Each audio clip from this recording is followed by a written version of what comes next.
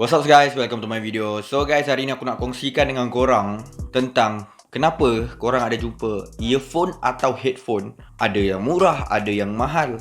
So aku nak kongsikan beberapa sebab yang menyebabkan harga headphone atau earphone ni, produk audio ni, dia ada yang mahal, ada yang murah. Salah satunya, kenapa dia mahal adalah disebabkan jenama. Okey, jenama. Kenapa jenama mahal? Memang jenama mahal, aku pun tak tahu macam mana. Baju Nike dengan Supreme mesti lagi mahal. Jadi setiap produk, kadang-kadang jenama ni memberi peranan berbeza dari segi harga. Kalau jenama power je, jenama mantap je, rare, mahal. Lepas tu dia rare, lagi mahal. Selain daripada harga adalah kualiti. Dalam kualiti ni ada benda yang penting aku nak bagi tahu kepada korang. Ada yang cakap headphone yang mahal tu kualiti dia bagus. Apa yang dimaksudkan dengan bagus? Ramai YouTuber dalam Malaysia ni, kalau dia kongsikan review tentang headphone atau earphone, dia cerita pasal bunyi sedap, mid clear, high dia clear, lepas tu bass dia punchy. Biasa je macam tu lah.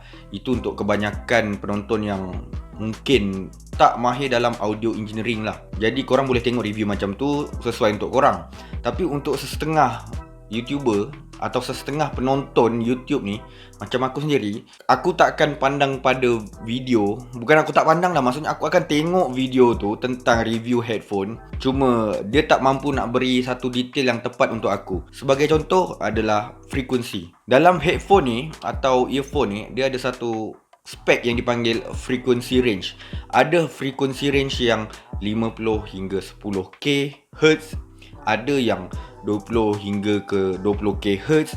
Dia ada banyak tau. Aku cerita paling senang lah. Okay, let's say ada satu headphone yang berharga RM100 berfrekuensi range dari 50 Hz hingga ke 10k Hz. Harga dia 100 tau. Kemudian pindah kepada harga model yang sama tapi harga dia 300. Mungkin frekuensi range dia berubah daripada 40 Hz pergi ke 15k Hz. Sebagai contoh lah.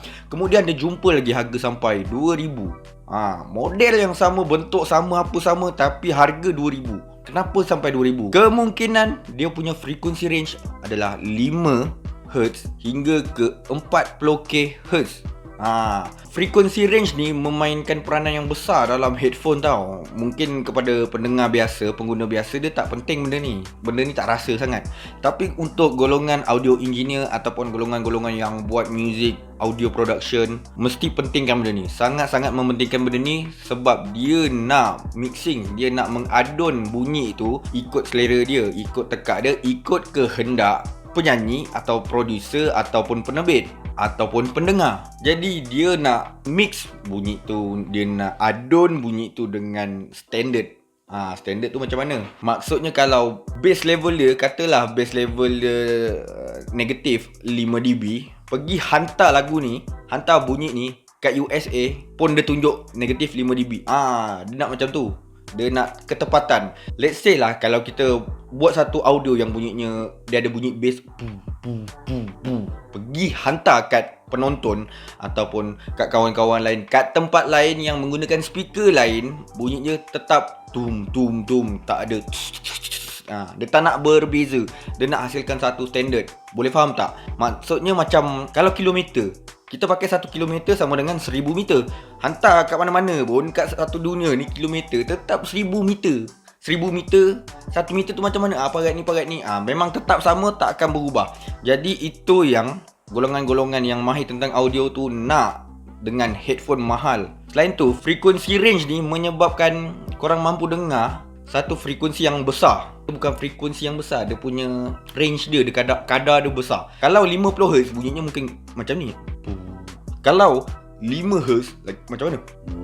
Dah memang low sangat, dia dah tahap bass sangat bunyi dia. Low tu bunyi bass lah maksud dia. Kalau high lebih kurang lah 30k. Macam mana bunyi 30k tu? Kalau 20k bunyinya kalau 30k lagi halus.